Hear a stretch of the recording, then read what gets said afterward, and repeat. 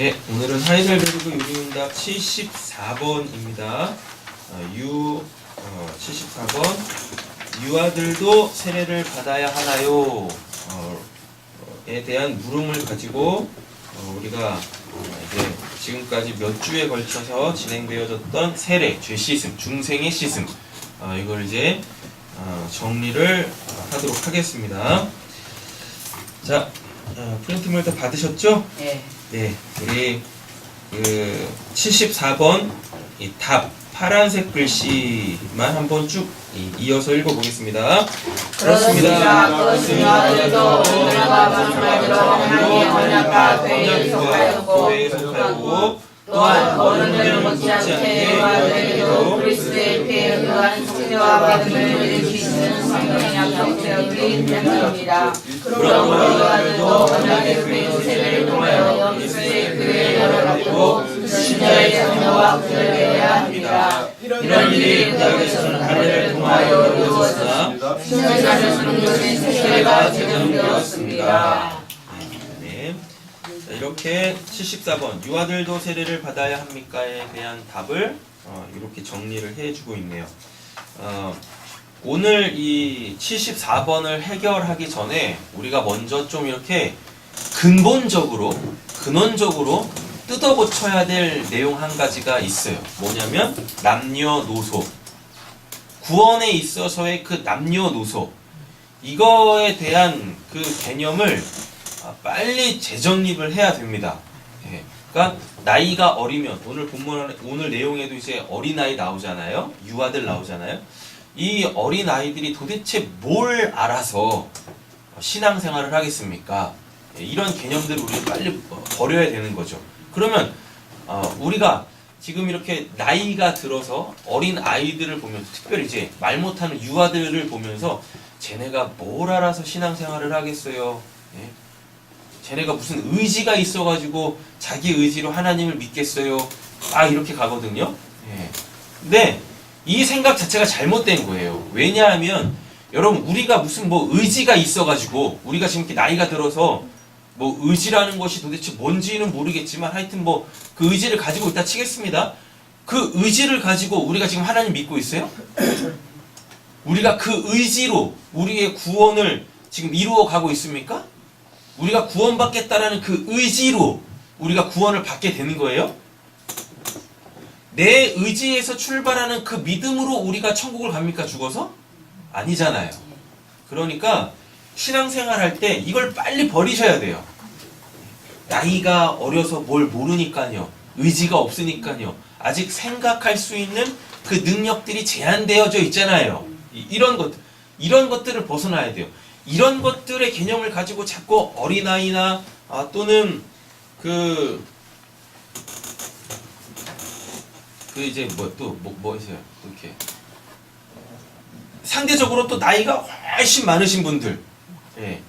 이런 상황 속에 있는 분들에 대해서 신앙생활을 제대로 하고 있나니 못하고 있다니, 하나님의 의지, 자신의 의지로 신앙생활이 영위가 되고 있다느니 안 되고 있다느니, 여러분, 구원은 전적인 하나님의 은혜로 받잖아요. 네. 그 하나님의 은혜로 구원을 받는다라는 내용이 뭐예요?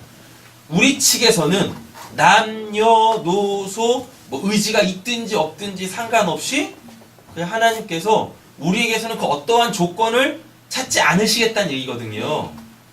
은혜로 구원을 받는다라는 것이 나한테 구원받을 만한 어떠한 조건이 있어서 하나님이 주시는 게 아니에요. 그냥 하나님께서 뭐 하시겠다면, 구원하시겠다면 주시는 거예요. 그냥 선물로 받는 거예요. 선물로. 여러분, 이렇게 한번 생각해 보세요. 우리가 어렸을 때 선물을 더 많이 받습니까? 아니면 나이 들어서 성인이 돼서 선물을 더 많이 받습니까? 어렸을 때. 맞죠? 어렸을 때 선물을 더 많이 받죠. 예.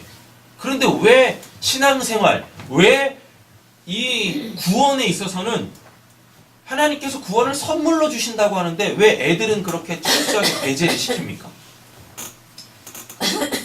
왜 그리고 자꾸 그 구원을, 하나님을 믿는 것을 그 사람에게 집중을 시키죠? 그래가지고 애들은 자꾸 이렇게 막 밀려나요. 하나님에 대하여서 알 수 있는 그 기회, 그 시간, 그 예배, 그 어떠한 상황에서 자꾸 밀려나. 애들이니까. 왜요? 왜 그래야 되는데요? 반대적으로 또 개념을 또 생각 한번 해보세요. 우리는 살 만큼 살았잖아요. 네. 맞죠? 네. 그잖아요. 아, 우리는 살 만큼 살았잖아요. 네. 근데 애들은 아직 우리만큼 살지 않았잖아요. 근데 죽음이 똑같은 시기에 딱 왔다 치겠습니다. 그럼 우리적 개념에서는 우리는 살 만큼 살았으니까 살 만큼 살면서 무슨 의지도 있고 생각할 능력도 있어가지고 이런 말 많이 하잖아요. 생각 주머니가 커서. 그래서 그 생각 주머니에 하나님 많이 담아서 그래서 구원받았다고 생각을 하겠지만 애들은 뭐예요? 어른들에 의하여서 자꾸 그 하나님을 알만한 그 기회, 그 시간, 그 예배에서 계속 배제되잖아요. 맞죠? 그럼 누가 더 시급한 겁니까? 하나님에게 구원받아야 될 그 대상을 딱 놓고 본다면 우린 살 만큼 살았잖아요. 애들이 더 시급한 거 아닙니까? 그렇지 않아요? 근데 왜 애들은 그렇게 계속 배제되는 거예요? 왜? 그죠?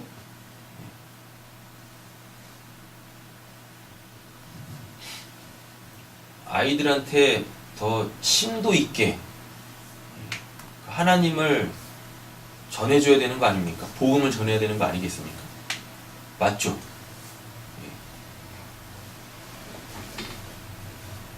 근데 우리는 하나님의 그 일하심에 자꾸 우리가 개입돼요. 애들이니까.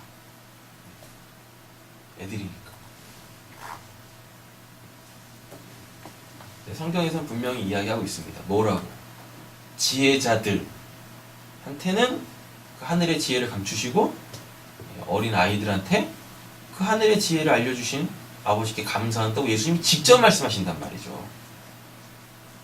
구원이라는 것은요, 하나님의 은혜라는 것은요, 인간이 어떠한 틀을 정해놓고 거기에서 막 설명하는 게 아니거든요. 그런 거예요. 또 이제 지금까지 이렇게 말씀을 들으셨으니까 또 한 가지 또 오류에 빠지십니다. 뭐요? 제가 분명히 시작할 때 남녀노소를 버리시라고 얘기했잖아요. 근데 지금 제가 설명하기를 자꾸 나이가 진짜 어린 그쪽으로 막 포커스를 맞췄잖아요.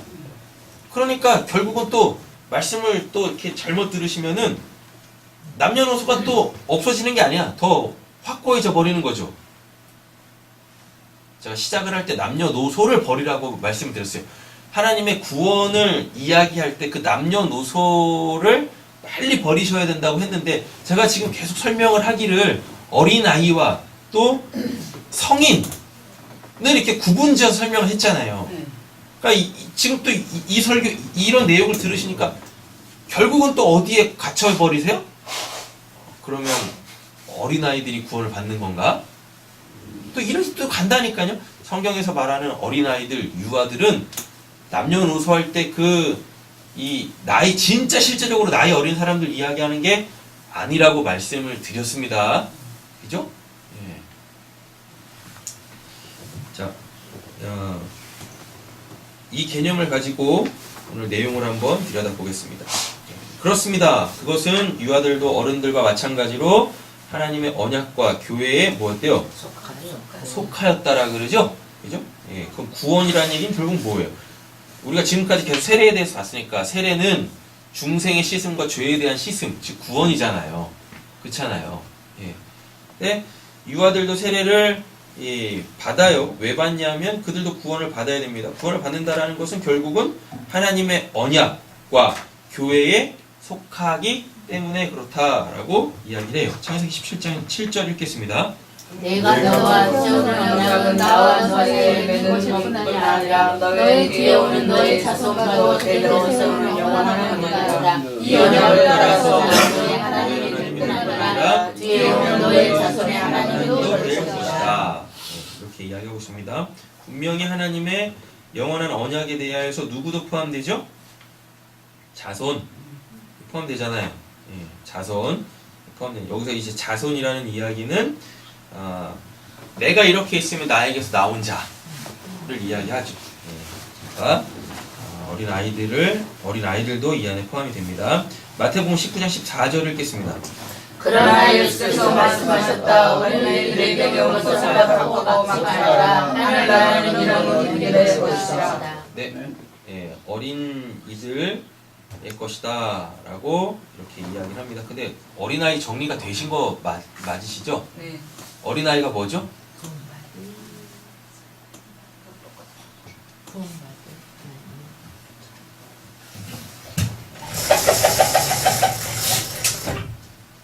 얼마 전에 말씀드렸던 것 같은데 성경에서 말하는 그 어린아이는요 이게 실제적으로 나이가 적은 사람을 이야기하는 게 아니라고 말씀드렸어요. 네. 또 어린아이의 그 역사적 특징을 가지고 설명을 해서도 안 된다고 그랬었어요. 역사적 특징이 뭐예요? 네. 역사 특징이 뭐죠? 의존성이잖아요. 누구 의존성? 부모에 대한 의존성이죠. 이쪽으로 접근하시면 안 된다고 그랬었습니다. 분명히 이쪽으로 접근하면 안 돼요. 또 무슨 뭐 어린아이들은 뭐하고? 뭐 순수하고 뭐 또 뭐 때를 어떻게 쓰는 거죠? 때가 이때인가? 때 묻지 않고 뭐 이런 거 있잖아요. 이런 거 다 이런 거 아니에요. 이게 어린아이의 특징이 성경에서 말하는 어린아이의 특징이 이거 아니라 그랬었어요. 예수님이 지금 이 이야기를 하실 때 상황이 어떤 상황이에요? 이 어린아이의 대척점에 있는 사람들이 있어요. 누구? 기득권자. 근데 이 기득권은 뭐예요? 바리새인들, 서기관들이었었어요. 바리새인들, 서기관들이 예수님한테 어떠한 그 영생에 관한 진리에 대한 물음을 딱 던지는데 그때 예수님께서 무엇 하세요? 어린아이를 이들 가운데 딱 세우시면서 얘기하시는 거예요. 천국은 이런 자와 같지 아니면 가지 아니한다고. 그건 뭐예요? 이 어린아이를 지금 이 기득권자들 대척점에 딱 세웠다는 얘기고. 여러분 그 기득권이 뭡니까? 그럼 이 기득권이 뭐예요? 아이 뭐 힘 있잖아요. 힘 또는 뭐 주권 이런 것들을 선점하고 있는 자 이게 기득권자들이잖아요. 네. 그러니까 지금 하나님의 나라는 천국은 어린아이 같지 아니하면 들어갈 수 없다라고 이야기했을 때 이 어린아이를 지금 예수님께서 이 어린아이를 사용해가지고 지금 천국을 설명하고 있으니까 네. 이 어린아이를 설명하고 있는 이걸 통하여서 알아먹어야지. 이거를 또 빼놓고 지금 요 본문이 주어지는 상황을 또 빼놓고 그냥 우리가 갖고 있는 그 어린아이에 대한 그 개념 뭐 애들은 순수해요. 때묻지 않았어요. 뭐 부모에 대해서 의존하고 있어요. 그래서 천국은 순수한 자들이 가는 거예요. 때묻지 않은 자들이 가는 거예요. 무슨 뭐 하나님을 의존하는 자들이 가는 거예요. 이렇게 접근하시면 안 되는 거라고요. 어린아이 같지 않으면 천국에 갈 수 없다라고 했을 때 예수님이 이 말씀하실 때 그 본문에 문맥이 있어요. 천국을 소유하지 못한 자들, 하나님을 힘으로 갖지 않은 자, 하나님의 주권을 인정하지 않는 자, 이런 자들은 천국 백성이 아니라고요. 네. 그러면서 이들의 대척점에 어린아이를 딱 세워놓고 이래야 천국 간다? 네. 그럼 얘네는 뭐 한다는 얘기예요? 얘네는 힘이 없어. 얘네는 힘이 없다니까요. 또 얘네는 주권이 없어. 내 인생의 주인은 나죠. 뭐 이런 거 말고. 그러면 안 된다고요. 눈에 보이는 것들을 힘으로 여기서 나 저거 있으면 잘 살 것 같아요. 나 저거 있으면 행복할 것 같아요. 이런 것들 영원하지 않은 것들에 자기의 삶의 이유와 목적을 두고 그것을 힘으로 구축하지 않는 자들, 할 수 없는 자들, 그들이 어린 아이라고요. 이해되신 거죠? 네. 예. 그러니까 여기에는 뭐요? 남, 녀, 노, 소 없어요. 성경은 남녀노소 얘기하는 게 아니에요. 결코 뭐 남자여서 뭐고 여자여서 뭐고 나이가 많아서 나이가 적어서 뭐 어쩌고 저쩌고 저쩌고. 지금 눈에 보이는 남자, 여자, 또 나이 많고 나이 적고 이런 것들은 다 뭐예요? 육신적인 거. 네. 육신적인 거 뭐죠? 결국 없어질 거잖아요. 네. 죽음 앞에서 아무 의미가 없는 거야. 죽음 앞에 남자가 어디 있고 죽음 앞에 여자가 어디 있고 죽음 앞에 나이가 많은 게 어디 있고 죽음 앞에 나이가 적은 게 어디 있습니까? 그냥 죽음이라는 게 툭 찾아오면 남자든지 여자든지 뭐 나이가 많든지 적든지 그냥 그 죽음 앞에 다 항복하게 되어져 있어요. 네. 죽음이 나한테 찾아오면 사람들은 다 어떻게 해? 남자여서 이겨낼 수 있는 게 아니고 여자여서 지는 게 아니고 나이가 많아서 뭐 가는 게 아니고 나이가 적어서 안 가는 게 아니고 죽음 앞에 모든 사람이 다 똑같다니까요. 남자 여자 그런 거 없어요. 죽음 앞에서는. 그러니까 자꾸 우리가 이제 신앙생활을 할 때 이런 것들에 대하여서 뭐 어린아이 무슨 뭐 이런 것들에 대해서 빨리 벗어나야 돼요. 성경이 이야기하고 있지 않은 그러한 개념들 그런 것들을 빨리 버리셔야 하나님을 알아가시는 데 있어서 수월하십니다. 우리가 이렇게 계속 예배를 드리고 말씀을 들으면서 하나님에 대하여 하나님의 나라에 대하여 또 인생에 대하여 이런 것들을 계속 고민하고 성경 속에서 답을 찾아가는데 왜 잘 안 찾아지는 거죠? 그리고 왜 찾았다 할지라도 왜 그게 그렇게 살아내지 못하는 거죠? 하나님의 삶으로 살아내지 못하는 거죠? 예전에 가지고 있었던 그 개념들이 내가 들었던 그 성경적 개념하고 자꾸 충돌이 일어나는 거예요.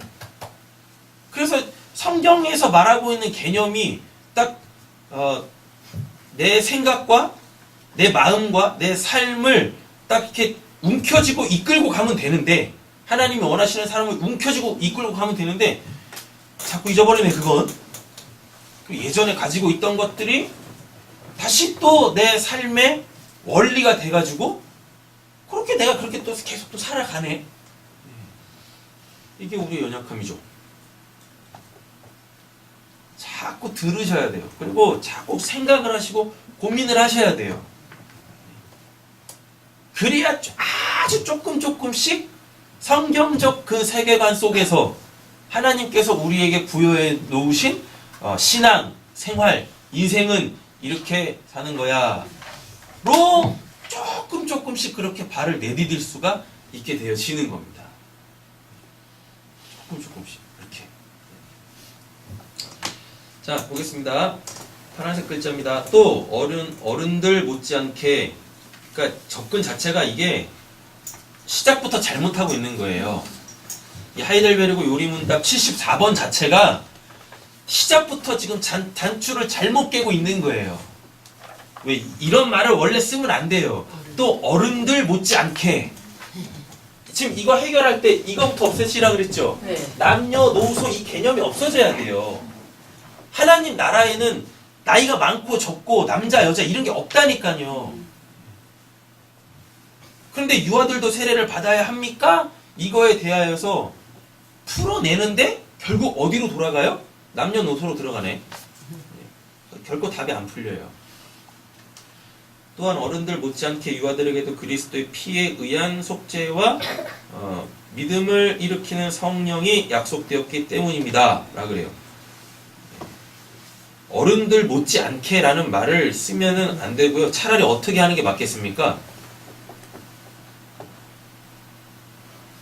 어른들과 똑같이. 그죠? 뭐, 예, 좋은 편이죠. 예, 우리 권사님 말씀 좋은 편이죠. 또 뭐 있겠어요?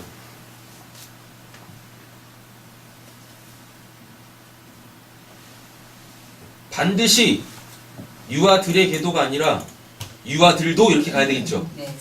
이렇게 가야죠. 네. 반드시 유아들도 그리스도의 피에 의한 속죄와 믿음을 일으키는 성령이 약속되어져 있기 때문입니다. 이렇게 가야 되는 게 맞는 거죠. 자, 시편 22편 10절 보시면 나는 태어날 때부터 주님께 맡긴 몸 모태로부터 주님만이 나의 하나님이었습니다. 이게 어린아이예요. 이게 어린아이. 성경에서 말하는 나이 어린 사람을 얘기하는 게 아니라 아직 엄마 뱃속에서 태어나지 않은 걔네들 얘기하는 게 아니라 태어날 때부터 뭐 주님께 맡긴 바 주님이 나의 힘이시고 주님이 나의 주권을 갖고 계십니다. 이렇게 이거를 어렸을 때부터 알려줘야 돼요. 가르쳐줘야 돼요. 그래서 어렸을 때부터 하나님 안에서 그 자기 정체성을 갖고 있어야 그냥 이렇게 나이 들면서 자기네들이 자기 삶의 주인이고 자기네들이 이 세상의 주인이다라고 하는 이 세계관 속에서 올바르게 살아갈 수 있어요. 어렸을 때부터 이 자기 정체성이 확실하지 않으니까 애들이 실제적으로 어렸을 때는 신앙생활 잘 해요. 누구 그늘 아래서 부모 그늘 아래서 신앙생활 잘 하다가 어느 순간 딱 되면 소위 이제 머리가 커지고 대학에 들어가고 사회에 진출하게 되어지면 그때부터는 뭐예요? 그때부터 이제 교회 근처도 안 와요. 교회 근처도 안 가니까 삶 속에서 하나님을 생각하지도 않아요. 그렇게 가는 거예요. 그래서 그냥 지옥을 사는 거죠. 지옥을 살면서 지옥인지도 모르고 그냥 그렇게 자기에게 주어진 상황을 그냥 즐기면서 사는 거예요. 근데 그게 묵시로 보면 지옥불에서 막 뜨거워 하는 건데 모르는 거죠. 믿음이 없으니까 못 보는 거야. 자기도 못 보고 이 세상도 못 보고 자기를 못 보고 이 세상을 못 보니까 당연히 하나님 나라를 안 보이겠죠. 하나님 나라가 안 보이는데 죽어서는 거기 가고 싶거든. 그러니까 그냥 자기가 생각하는 막연한 그 천국에 대한 이상향만 갖고 사는 거예요. 언젠간 가겠지. 그리고 언젠간 나가 다시 하나님 믿을 거야. 그 언젠가 언젠데요.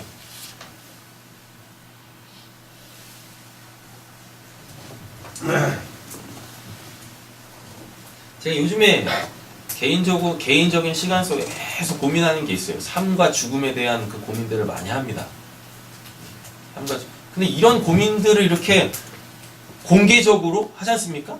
뭐 생각은 개인적으로 할 거 아니에요. 그런데 그게 이제 공개적으로 알려질 거란 말이죠. 그러면 꼭 그 또 신령하신 분들은 또 그런다니까요. 뭐예요? 그런 걸 왜 고민하냐고. 삶은 그렇다 치는데 죽음에 대하여서 그렇게 그 생각을 하고 글을 쓰고 게재를 하면 사람들이 저 사람 되게 심각하네 이래요. 뭐 문제 있나? 이런다니까요. 아니 그 삶이라는 것과 죽음이라는 건 다른 게 아니에요. 삶이라는 것과 죽음이라는 건 다른 게 아니라니까요. 죽음에 대한 성경적 정의가 안 내려져 있으니까 삶이 뭔지도 모르고 그냥 살아있으니까 그냥 막 사는 거야. 그리고 삶이 요구하는 것들을 그냥 막 땡겨 쓰는 거고 그런 거죠. 죽음이라는 것이 우리가 자꾸 이렇게 터부시해야 될 내용이라면 여러분 예수님이 십자가에서 우리를 구원하시려고 왜 죽습니까? 죽음은 나쁜 게 아니라니까요. 죽음이라는 것은 내가 두려워해야 될 영역도 아닌 거예요. 그런 거예요. 자, 오늘 뭐 유리문답하고는 좀 이렇게 관계가 없는 걸 수 있는데 여러분 잘 한번 들어보세요.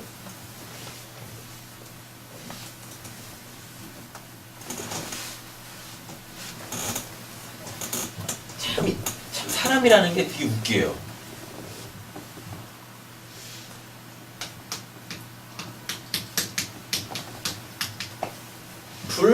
불가항력적인 것들이 있어요. 그죠? 불가항력적인 것들이 있어요.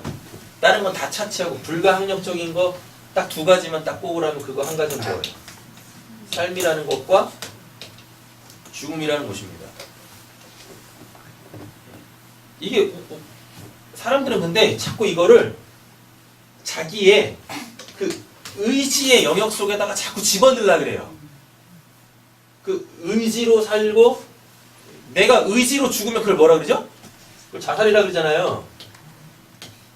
아, 그렇지 않아요? 네. 내 의지로 죽음을 딱 맞이하면 그거를 우리는 자살이라 그런단 말이에요. 근데 잘 보면 삶이라는 것과 죽음이라는 것은요, 나에게 불가항력적으로 주어지는 거예요. 내가 살고 싶지 않다고 해서 안 사는 게 아니고, 내가 죽고 싶지 않다고 해서 죽을 수 없는 게 아니라니까요. 죽지 않는 게 아니라니까요. 사람이라는 것은 이 삶이라는 것과 이 죽음이라는 것이 불가항력적으로 오는 거예요. 불가항력적으로.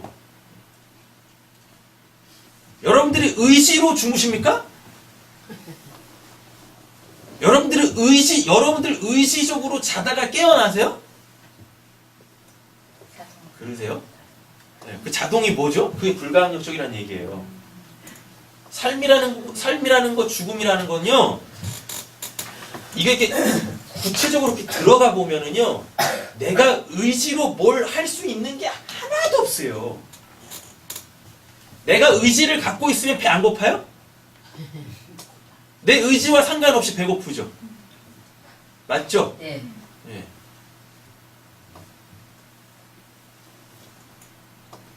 생각을 한번 해봐야 돼요, 우리는요. 정말로.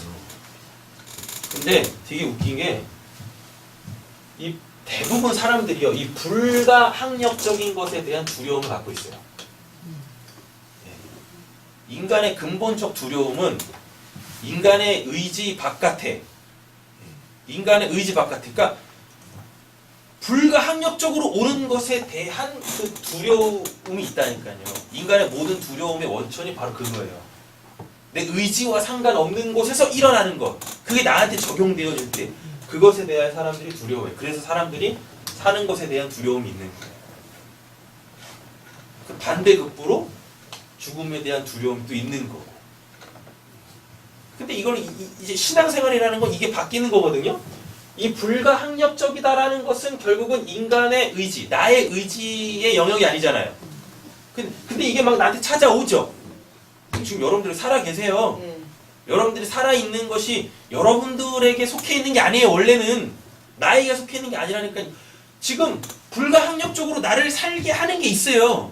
살게 하시는 그 어떤 대상, 어떤 그분이 이렇게 있다니까요. 그분이 누구세요? 그분 하나님이시죠. 하나님이 살게 하는 거고, 하나님이 우리를 죽음에 이르게 하시는 거예요. 하나님이 불가항력적으로 나한테 막 쏟아붓고 있는 거예요. 이렇게.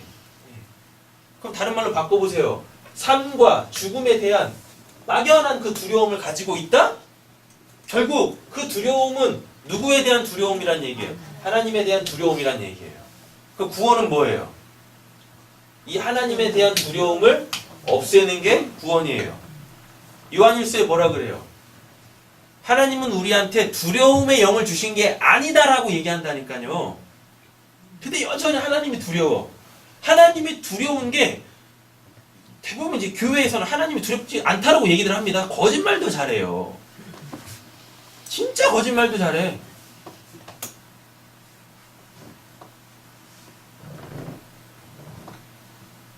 구원받았다고 하나님 안다고 하나님 사랑한다고 하나님이 두렵지 않대요.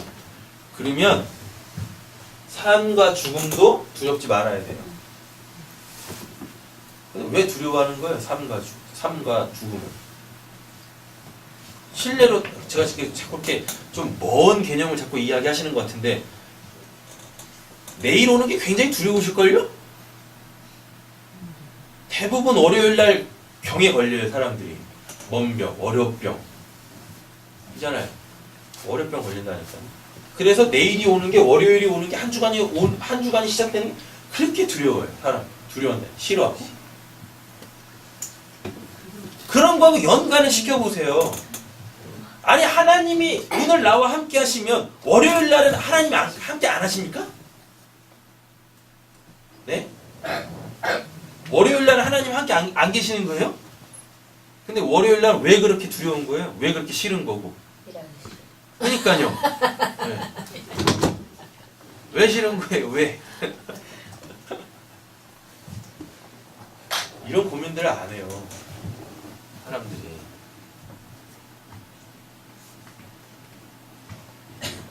뭐 때문에 안 하는지. 자, 보겠습니다. 이사야 44장 1절에서 3절 읽어보실까요? 그러나 나의 종 야곱아 내가 택한 이스라엘아 이제 너는 들어라. 너를 지으신 분 내가 태어날 때부터 내가 너를 도와주마 하신 주님께서 말씀하신다. 나의 종 야곱아 내가 택한 요소는 들어가지 말라. 내가 내 마른 땅에 물을 주고 마른 땅에 시내가 흐르게 하듯이 네 자손에게 내 영을 부어주고 네 후손에게 나의 복을 내리리라. 네, 여기도 후손 또 나옵니다. 계속 같은 개념들이에요. 자손, 부모, 어린아이를 포함하는 거죠. 이거까지 알고 계시겠습니다.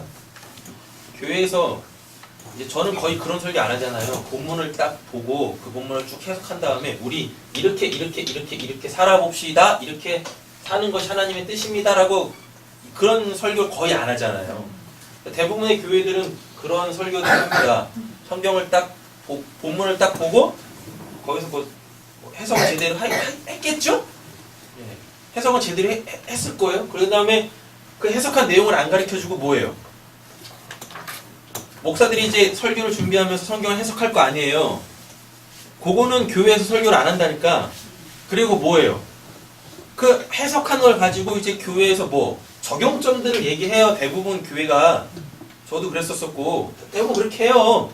그래야 성도들이 뭐라니까요. 하나님의 말씀대로 살아보려고 열심히 노력을 할 거 아닙니까? 그런다니까요. 네. 사람은 자기가 뭘 할 때 자기 존재에 대해서 이렇게 인식을 해요. 그래서 살만하고 그리고 더 열심히 또 살아내요. 그게 인간이거든요. 그게. 근데 그거 하기 전에 이것부터 해결해보고 하자고요. 도대체 삶이라는 건 뭔지 죽음이라는 건 뭔지 이것부터 좀 제대로 정리를 해놓고 그렇지 삶이 그런 거야. 죽음은 그런 거야. 이런 게 완벽하게 정리가 되면 그때부터 한번 이렇게 해보자고요. 그때 이렇게 삽시다. 저렇게 살아봅시다. 하나님의 말씀이 이렇게 이러니까 우리도 한번 이렇게 한번 해봅시다. 이런 거 해보자고요. 이것도 안 되는 상황 속에서 이것부터 하지 말고 해서 뭐 할 건데요? 이게 뭔지 모르는데 이게 뭔지 모르고 이게 뭔지 모른다는 얘기는 결국 이 하나님을 모른다는 얘기인데 하나님이 누구신지도 모르고 하나님이 하라고 한 걸 하면 그게 뭐 하나님 기뻐하시겠어요? 않겠습니까? 자, 보겠습니다. 사도행전 넘어가고요. 자, 그러므로 유아들도 언약의 표인 또 나왔네. 유아들도. 유아들도 언약의 표인 세례를 통하여 그리스도의 교회에 연합되고 불신자의 자녀와 구별되어야 합니다. 이 부분이 중요합니다. 불신자의 자녀와 구별되어야 합니다. 그럼 이 말이 뭐겠습니까? 신자의 어떤 정체성이 있다는 얘기겠죠? 그죠? 네. 그거를 어렸을 때부터 심어 주어야 돼요. 가르쳐 주어야 합니다. 사도행전 10장 47절을 보시면요. 이 사람들도 우리와 마찬가지로 성령을 받았으니 이들에게 물로 세례를 주는 일을 누가 막을 수 있겠습니까? 고린도전서 보시면은요. 믿지 않는 남편은 그의 아내로 말미암아 거룩해지고 믿지 않는 아내는 그 남편으로 말미암아 거룩해졌습니다. 그렇지 않으면 그들의 누구도 자녀도 깨끗하지 못할 것인데 이제 그들은 어떻게 한대요?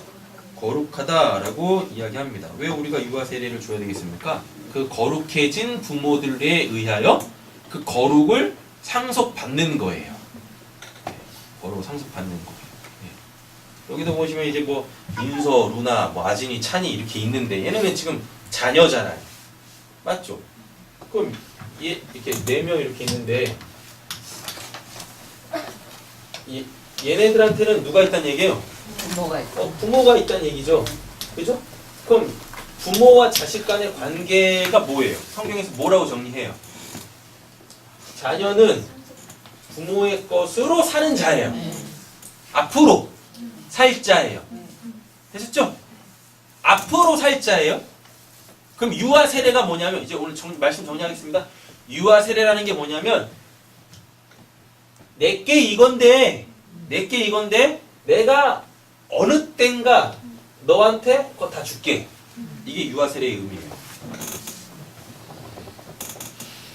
애들이 뭣도 모르고 자기 의지도 상관없이 그냥 뭐 태어나기 전 말도 못하는 애들한테 유아 세례를 준다라는 건 예? 뭐 얘가 이제 뭐 하나님의 백성입니다 이런 개념이 아니라 부모들이 유아들한테 유아 세례를 베푸는 의미가 뭐냐면 내가 지금 이걸로 살고 있어. 이걸로 살고 있는데 너도 내가 너한테 이거 줄 거야. 그거 약속해 주는 거예요. 그럼 우린 뭘로 살아요? 하나님으로 사는 거죠. 유아 세례의 의미가 뭐예요? 내가 너한테 그 하나님 줄 거야. 이런 의미인 거예요. 그럼 하나님을 준다는 얘기는 뭐겠습니까? 우리가 하나님을 누구한테 어떻게 줄 거예요? 하나님이 이 사람에게 약속하신 그 내용들의 그 성취 있잖아요. 너가 나에게서 태어났으니까 너도 그렇게 될 거야. 라고 표를 주는 거죠. 표를. 그렇게 되는 거예요. 유아 세례를 베푸는 건 바로 그거죠. 자, 이런 일이 구약에서는 뭘 통해서? 할례를 통하여 이루어졌습니다. 맞죠? 아브라함이 하나님께서 아브라함에게 이제 언약을 주세요. 언약을 주시는데 그 언약 중에 한 가지가 뭐냐면 이제 창세기 17장에 나오는 할례 언약이에요. 하나님이 아브라함한테 그럽니다. 야, 너 아들을 낳으면 난지 며칠 만에? 8일 만에 할례를 베풀어라 라 그래요. 난지 8일 만에 할례를 베풀면 애들이 거반 다 죽어요. 살아남을 수가 없어요. 그래서 그 유대인들, 그 히브리인들, 하나님하고의 그 언약 관계가 있는 그 백성이 히브리인이고 유대인이잖아요. 영적으로는 우리고. 그죠? 근데 하나님하고 관계가 없는 자들, 하나님의 언약이 주어져 있지 않은 다른 민족이 있을 거 아니에요. 그 다른 민족은 그 히브리인들이 행하는 그 난지 8일 만에 행하는 그 할례를 보면서 저건 야만적이다라 그래요. 되게 야만스럽게 생각한다니까요. 또 실질적으로 애가 또 많이 죽어 나가니까. 난지 8일 만에 아이들한테 할례를 베푼다라는 그 의미는 뭐냐면 비록 네가 낳지만 다시요. 비록 너가 낳지만 얘는 이제 누구? 왜 또 하필이면 8이에요? 예수. 왜 하필이면 8이냐고요? 8이 뭐니까? 예수 그리스도의 숫자죠. 그건 예수 그리스도가 왜 8이에요? 8일째 되는 날 예수가 부활한다니까요. 첫째 날부터 7일째 날까지 뭐예요? 이게 창조죠. 그냥 창조 아닙니다. 여기 첫 창조예요. 그럼 이 첫이라는 이야기가 뭐냐면 시작이라는 뜻이에요. 그럼 뭐도 있겠어요? 완성이 있겠네요. 맞죠? 맞죠? 그렇게 돼요? 네. 그럼 이게 지금 여기서부터 여기가 7이죠? 그러면은 창조가 시작이 됐어요. 완성되는 게 다시 그 첫째 날인데 첫째 날이라고 안 그러고 8일째 되는 날이라고 해요. 안식 후 첫날 8일째 되는 날. 안식 후 첫날이란 뭐예요? 첫째 날부터 7일까지 하나님의 창조의 날이 맞춰졌다는 얘기입니다. 맞춰져서 이제 그게 안식 후 첫날 그 8일째에 뭐 적용이 된다는 얘기예요. 그러니까 첫째 날부터 7일째 날까지의 그 처음 창조의 그 목적으로 완성이 되면 그게 8. 근데 그걸 누가 했어요? 예수가. 그래서 8이 예수의 숫자예요. 그리고 이 8은 부활이죠. 다시 삶. 죽고 다시 삶. 그래서 아이들이 태어나면 8일째 되는 날 할례를 행하라는 게 뭐냐면 그래 너가 낳았어? 그래 그 걔는 육으로 태어난 애야. 근데 그 육신적으로 계속 살면 결국 죽는다? 그러니까 죽여. 뭐요? 죽이라고. 육으로 태어난 그 아이는 죽여. 그리고 언제? 8일째 되는 날 그 예수로 내가 다시 살릴 거야. 이게 8일째 되는 날 그 아이들한테 세례 베풀라라는 뜻이에요. 할례 베풀라는 뜻이에요. 그럼 이게 고스란히 이제 신약으로 넘어오면 뭘로? 세례가 오는 거고. 근데 구약에서는 8일째 되는 날 무조건 할례를 행하거든요. 근데 신약에서는 세례가 뭐 난지 8일 만에 주는 그런 개념이 없어요. 세례 언제 받아요? 회개. 세례는 회개하면 받는 거예요. 그럼 이 회개가 뭐란 얘기예요? 8일째 되는 날이죠. 회개가 1부터 7이 회개죠. 그러면 세례 받는 게 8이죠. 그렇게 된다고요. 그러니까 세례는 구약에는 분명히 어린아이 난지 8일 만에 할례 베풀려고 하는데 이게 이제 신약으로 넘어와 보면 그 난지 8일만 그 유아 그 어린아이들 이 개념이 사라져요. 사라지면서 어떤 의미로 더 구체화되죠? 회개로 그리고 죽고 다시 삶으로 이렇게 바뀌는 거예요. 그래서 베드로 몇 장이에요? 베드로는 3장 21절인가? 물은 곧 세례라. 구원의 표니 뭐라 그래요? 육신의 더러운 것을 제하여 버림이 아니요 하나님에 대한 선한 양심의 간구다 라 그래요. 이 마음이 바뀌는 거예요. 쉽게 말하면 하나님과의 관계를 바르게 맺는 것. 예, 그게 세례. 근데 그걸 언제부터? 난지 8일 만에 유아 때 해줘야 되는 거예요. 넌 이렇게 살아야 된다고. 예. 그래서 제가 예전에 봤던 통계인데 어렸을 때 아까 회심률을 보면 회심률 다시 하나님을 믿게 되어지는 것 아니 결국은 하나님을 믿게 되어지는 그 확률을 봤더니 어렸을 때 교회를 다녔던 사람들 있잖아요. 어렸을 때 교회를 다녔던 사람들이 결국은 하나님을 다시 믿게 되어지는 아니 하나님을 온전하게 믿게 되어지는 확률이 80%랍니다. 교회를 다니고 있는 사람들 중에서요. 하나님을 믿으십니까? 라는 그 질문에 답을 딱 해요.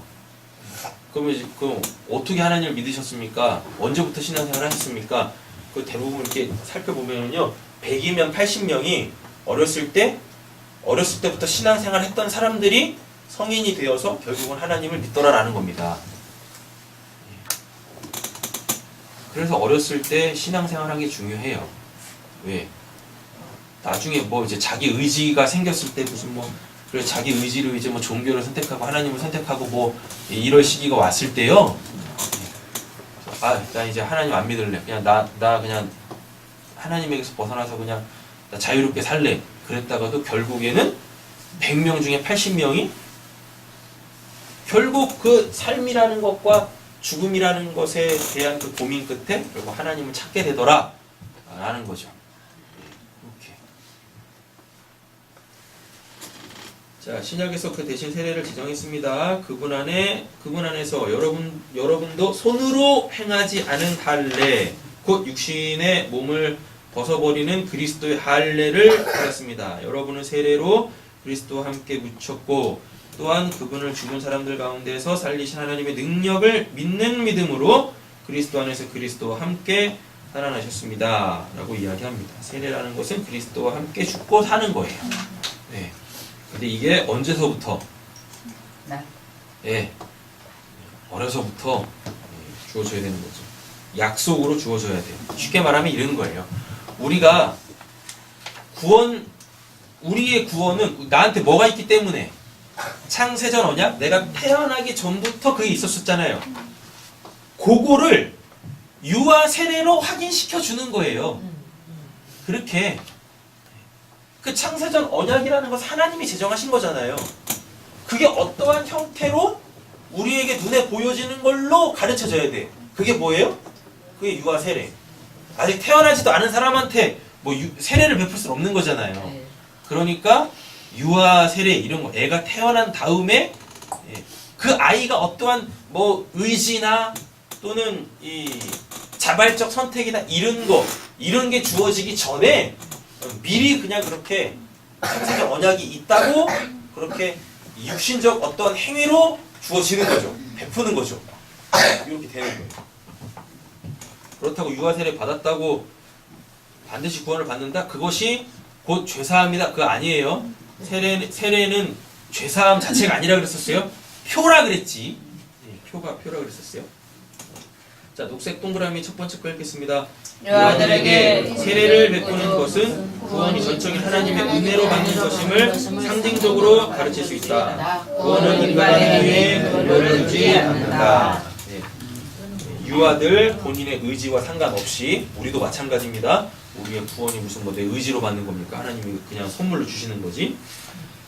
자, 에베소서 읽겠습니다. 범죄로 죽은 우리를 그리스도와 함께 살려주셨습니다. 여러분은 은혜로 구원을 얻은 것입니다.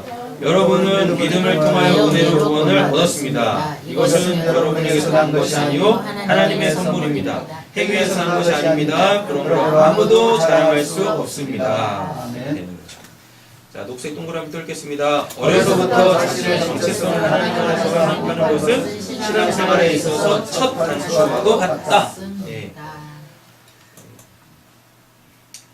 아이들이 부모의 슬하를 떠나기 전까지 아이들은 부모 안에서 자라납니다. 부모 안에서 자라난다는 얘기는 뭐예요? 부모의 것으로 산다는 얘기죠? 그래서 아직 자녀들이 내 슬하, 내 것으로 내 자녀들이 살 때 주어야 될 것이 있어요. 뭐겠습니까? 하나님 줘야죠. 결국 인간은 누구 앞에 설 거니까 결국 살든지 죽든지 결국 하나님 앞에 설 거거든요. 그 앞에서 누가 두려우면 안 돼요? 하나님이 두려우면 안 돼요. 하나님이 두려우면 안 됩니다.